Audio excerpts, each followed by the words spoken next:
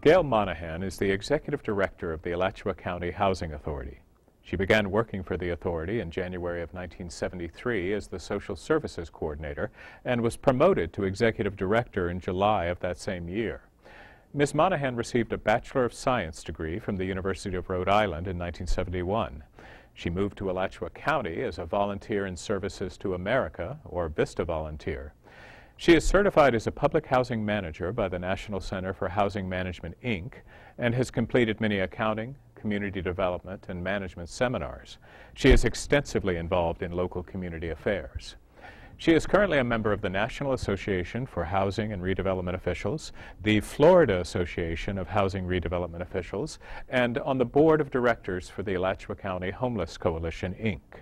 She's also served as the president of the Florida Association of Housing Redevelopment Officials.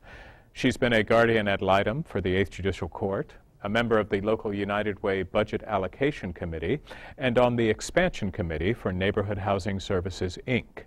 She is a former member of the Planned Parenthood Board, and Ms. Monahan is a graduate of Leadership Gainesville, sponsored by the local Chamber of Commerce. Welcome, Gail. Thank you very much. Gail, as you well know, on June 14th, 2011, the Alachua County Board of County Commissioners approved the special use permit allowing the Alachua County Housing Authority and the Department of Veteran Affairs to operate a transitional housing facility for veterans on the site of the former Holiday Inn West out near I-75 and Newberry Road. This happened after a lengthy Alachua County Planning Commission meeting on May 18th, 2011. The zoning application that was approved met with all legal requirements as determined by county staff, and a majority of the commission agreed to that. Because at the last county commission meeting, which was on Tuesday, June 28th, at the public hearing, there was quite a bit of public comment, some of the public speaking very much in favor of this project, many speaking not in favor. Many had questions and some confusions, and there were many things stated that were inaccurate, just to be frank. So I really appreciate you coming on in very short notice to help us kind of get the facts to folks. So to start with, can you, let's talk a little bit about the history of this project. Can you take us back to 2008 when this project was first envisioned? I can. And first I want to thank you for letting us come and give you some information. I think it'll help the public's fears and misinformation that they've been given. Basically what's happened is the feds have decided, in conjunction with the VA, and technically I guess they're all feds, that we are no longer going to treat veterans the way we have in the past. And as a result of that, they have a policy now that says by 2015 there will be no vets on the street, and that their local VA facilities will assist any vet, literally, that they see walking on the street with housing and services. We've had a long relationship with the VA in this community. We have what are called HUD-VASH vouchers, which are vouchers that are designated only for vets. And while we were beginning to do that work, it became apparent that there simply are not enough beds in this community to help our vets. We have a huge facility here that draws vets, so many of them come because they need the facility, the Malcolm Randall VA. The VA hospital. Right, exactly, and they don't have a place to stay. They're about once every 5 years, the VA advertises for what's called a grant per diem program, and they encourage or really force partnerships with local communities. They guarantee the case management of the clients. They give money for the local housing authority, in this case, to purchase property. We applied for that grant and were awarded 112 beds for VA transitional housing. I see. When we got the award, it was publicized a lot, and I guess because we didn't find a place the next day, people sort of forgot about it. Mm-hmm. We started looking at that time for property. We have looked numerous places for property. The market changed, and that made different property available to us. So that's one of the reasons that we're at the hotel now.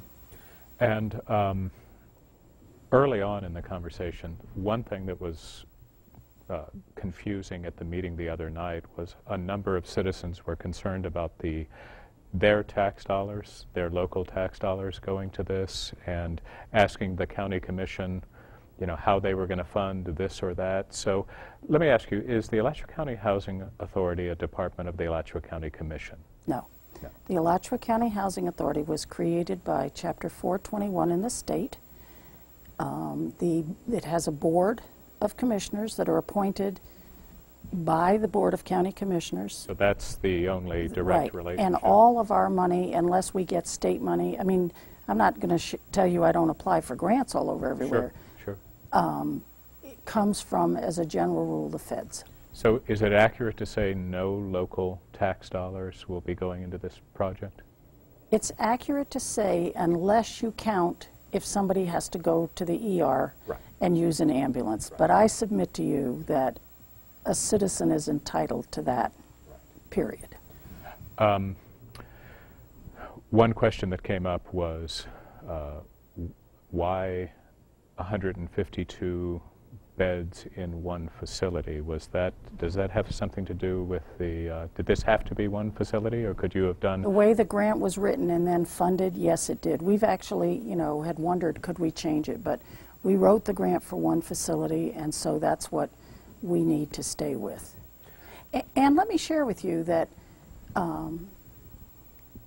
it's not my nature to be out wandering around announcing how we get where we're thinking, but I do have to say that I did talk to people in the VA and ask them, what should we look for? Do veterans want to stay as a general rule together? And I think as they begin to recover, and I think we haven't seen the real brunt of what's going to happen as our young men and women come back from Afghanistan and Iraq, they said that that was what vets preferred. And if you watch the trending of our vouchers, which is a place where you go out and look for a place, mm-hmm. you'll see that most of them stay in the same places. Well, as a matter of fact, one of your facilities, I believe, is Regency Oaks. That is correct. Which is at possibly an even busier part of town. Exactly. Archer Road and 34th Street. Right. And you have how many veterans? Over 100 there.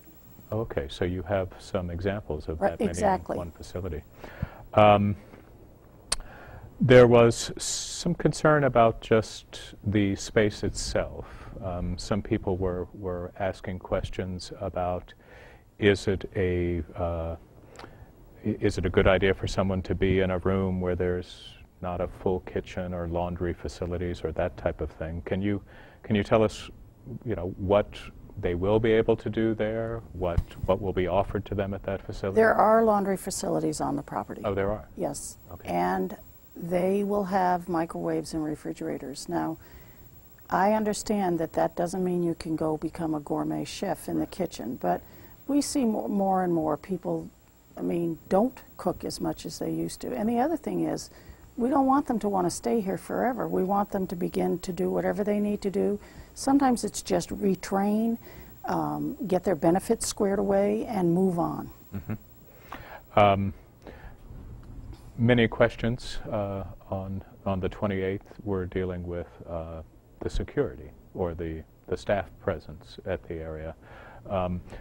I listened to the meeting on the 14th, and you were very clear about there would be permanent staff 24/7 at the property. That is correct. As far as security issues, what do you have to say about that? I believe that what will happen is we will have, well, first off, as I think I've shared with some people, the Alachua County Housing Authority pays for a deputy that just deals with public housing. We contract with the sheriff's office. This would become part of his purview as well. We find that to be a very effective method. Another thing I need to share with you is, interestingly enough, when you talk to law enforcement, they will say to you, If they're talking to someone and saying, you know, Tommy, quit doing that, I'm going to take you to jail, Tommy will say, oh, okay. If you say, Tommy, quit doing that, you're going to lose your housing, they say, oh, okay, what do you need? Right. And I don't think people realize how important housing is for people. That's a basic need, one of the first three. So that's an interesting point. There will be, and is it the VA or is it you who actually does the screening that determines who? The VA screens, and we will screen as well. We screen all of our people for criminal records. I've made it very clear to everyone that I talk to, although I don't know that they brought it up yet, there will be no sex offenders there. We are not allowed to house sex offenders. We are very aggressive about looking that up. We have a national search, so these are really going to be vets coming back down on their luck. And one of the things that I share with people is we don't have a traditional military coming back now. Right. When I was growing up, you know, my dad went to World War II. He was a regular, whatever they're called. These are people who went in to be weekend warriors, and that's who we tapped to go to war. Once you go to war, you're entitled to the benefits as if you were a regular vet. But these are people that, you know, were out being a mechanic or something and have come back with either damages emotionally or none and just come back bereft. So those are the people we're trying to get back on our feet, and we owe that to our veterans. And can you give me an idea of the mix of people? I know some people will be traveling to the area to take advantage of the regional VA hospital. Is that correct? Or will this primarily be people who are already here? I have to share with you that in our HUD-VASH program, which we're up to, I think about 200 families, mostly men, but families now, they're pretty much local. Is that right? Yes. And so you expect that to continue? Yeah, I would think that it will continue. We have several National Guard units here. Now, I'm not naive enough to think that the VA doesn't draw people. I mean, if that's your biggest medical facility for vets, they do come here. And it's also a tertiary care, so it's a pretty sophisticated care level. There is I guess, word issue in that the county code that was dealing with the special use permit kind of lumps a lot of different uses into one term, which is homeless shelter. Is this a homeless shelter? No, never will be. It is not a homeless shelter. I don't do homeless. I consider my position to be permanent housing. And quite frankly, if I didn't know that I was going to be able to move these people from transitional housing, 2 years is a pretty long time, to permanent housing, it's not something we can do. We want people to be in permanent housing. Homeless shelters are, you've come into town, you need a place to stay, things like that. It's never going to be a soup kitchen. Right. It's not a transient housing either. You can't bop by and stay there tonight. Right. So it's very, very controlled who can be there. There were concerns that people would be congregating on the sidewalks, that this facility might add to what some people perceive as a panhandling problem at that intersection of I-75 and Newberry Road. Can you address that? Well, two issues. One, panhandling is illegal in our county now, and probably no one is more aggressive about calling panhandlers in than we are. You know, we do deal with the homeless, just we won't be here, but we know the services that are available to people. This place also has a pool, so that's a logical recreation area. The vets generally aren't afforded long hours of every day to do nothing. The VA is really not interested in them staying there, not moving on. The VA provides training. We have a relationship with Florida Works, as I'm sure you know, that we will suggest that they come to. If they have substance abuse problems, they'll have to go to meetings every day. So this really isn't a place to just sit and do your thing. Transportation was an issue some people were concerned about, but it's my understanding that this is on major bus route. Major bus route, I-75, which not I-75, but Route 75, which serves that entire Tower Road over to Archer Road area. It does. We've looked into that. The VA also provides transportation for some of its clients. We would expect that they would afford themselves with that, and some of them may have vehicles, so then they'll take each other. Right, and that's an important point here, is these are not all necessarily typical homeless, or what you think as typical homeless. Right. These are people that have needs.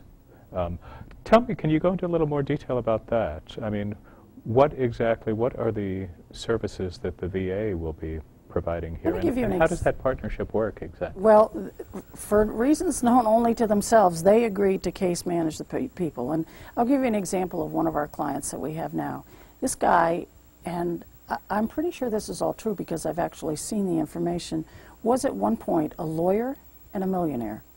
And I don't know if he became ill or addicted, but now he was, until he came into our program, homeless. Mm-hmm. So what the VA does is they go back and they say, you know, first, let's take care of your physical illness. I think he has something wrong with his heart or something. Mm-hmm. Then if we still have addiction issues, let's take care of that. Then let's take care of any benefits that you might be entitled to through the VA or Social Security. And if those work, then you're sort of off and running. If not, then they help them get a job. And that's what we would expect these people to do. The VA has some of the best, or lowest, I don't know what the right word is, case management ratios that you have ever seen in your life. Mm-hmm. Like 35 clients per social worker. That's pretty cool. Right. So that, and one of the things that we do in our relationship with the VA is we meet every month with the VA, with every case manager, and these are clients that are just living out on their own. They're not living in our unit. Right. And we talk about, you know, Mark's doing well today.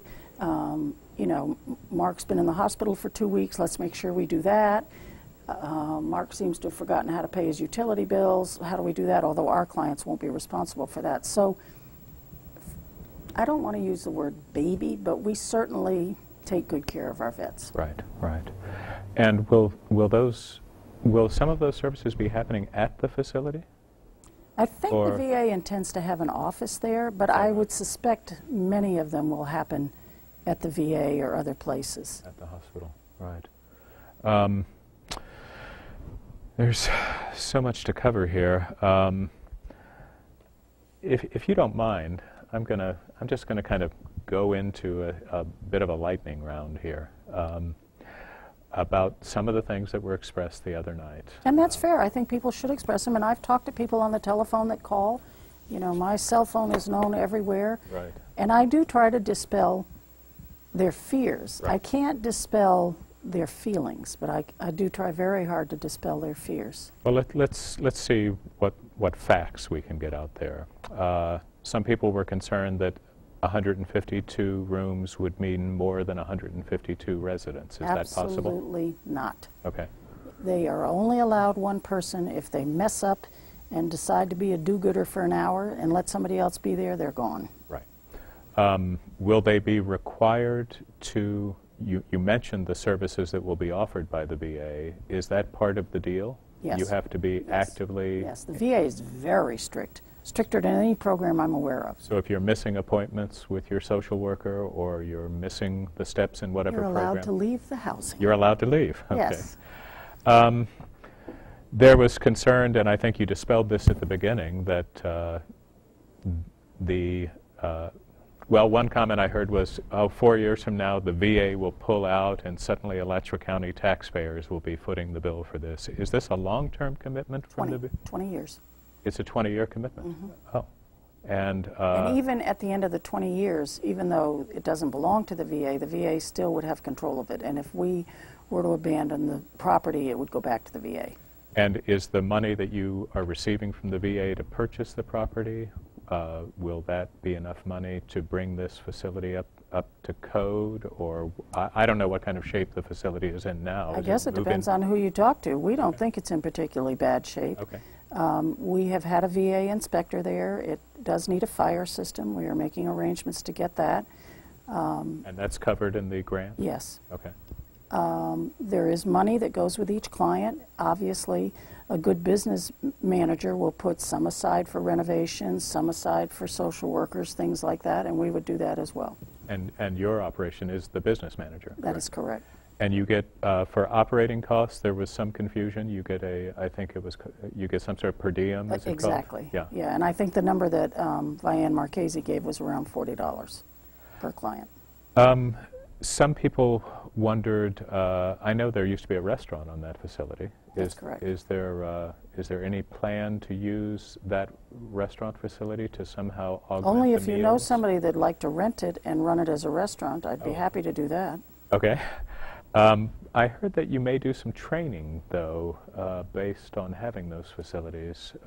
Is that? That is correct. If we could at some point turn it into some type of culinary training, maybe in partnership with some of the local restaurants, in partnership with the East Side program, maybe for adults, something like that, we would love to do that. The object is to get the vets self-sufficient again. Right. And I know I keep hitting this point, but there's no scenario here where the county would be responsible for this facility. No, this was federal money for the vets. I don't think the county has much to do in terms of money for the vets now, to my knowledge. So, you know, in some respects, the county's involvement in this was very limited in that the staff recommended to them that the special use permit required for this facility, that the qualifications for that had been met and the county commission approved. That is correct. Some people were concerned that the public was not aware of this, that I heard the comment made, if this has been in the works for 4 years, why are we just hearing about it now at the last minute when it's going to be approved? Can you tell me a little bit about the processes that were involved in terms of notification? Well, we followed the planning. At one point, it would have been conceivable that we could buy property that didn't require a zoning change, and then no one would have known anything. Right. However, because this property required a zoning change, we followed all of the zoning regulations. The neighbors were noticed twice, I think, because one of them was a tad close to Christmas. And we chatted with it then. Why was it not? I mean, it made huge headlines. I thought we were beside ourselves when we got the money, and then, I mean, I guess if it doesn't happen right away, people forget about it.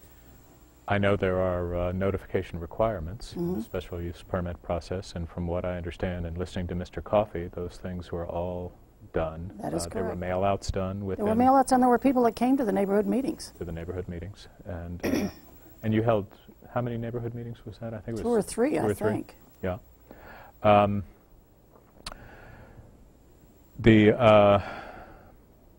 Some residents were expressing a concern about the room itself.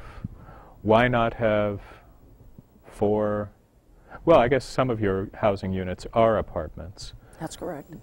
Are you concerned at all about the idea of someone being in a hotel room for a long period of time without a roommate or without that opportunity to interact with someone else? What is your feeling on that? Well, you have to remember that I run fund an SRO which is the exact same thing, only that is not what this is going to be, over in southwest Gainesville. And it was a hotel. It has 32 rooms, just like these are. Is that longer term like this one will be? An SRO is permanent housing. Permanent, okay. Right, so the people there can live there forever, and believe it or not, they do. Would I live there forever? Perhaps not, but they certainly do. Just because you live in a hotel room doesn't mean that you don't know who your next door neighbor is and things like that. And I think to some extent that adds to the security. There's a whole misjudgment of homeless people. They form a community just like we do, just like, you know, if they lived in Highlands Court or Hale Plantation, the vets will look out for each other, maybe more than most people do because of the nature of the military and how they're taught to do that. And Gail, you told me before we started chatting today that you had recently met with some of the folks that had concerns.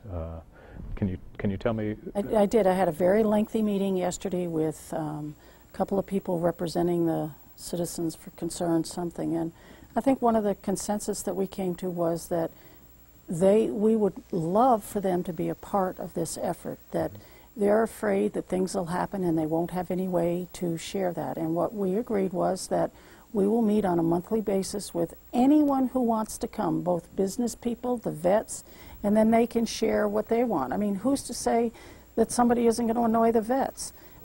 So we're looking forward to that. It made me feel good that they even though they had some concerns, that they were willing to help us with this, because I think that's the message we want to send to our vets. Welcome back to our community. We're going to help you become productive citizens again.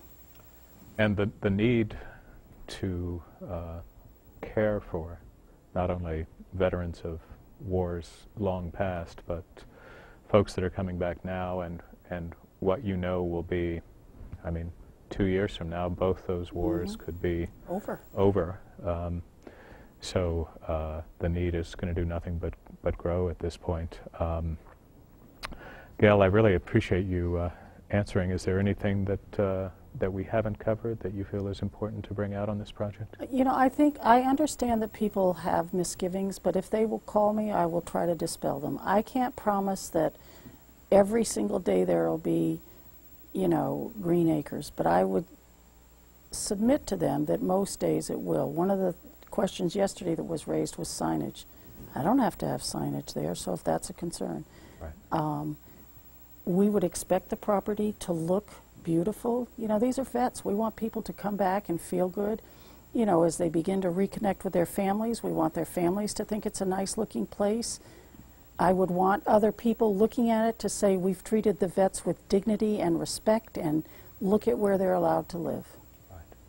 And it sounds like the operational funding that's being provided is enough to make sure that it's run in a good way. Well, thank you so much. Thank you for the work you do. Thank you for having me. Yeah, it's a pleasure to see you. Take care.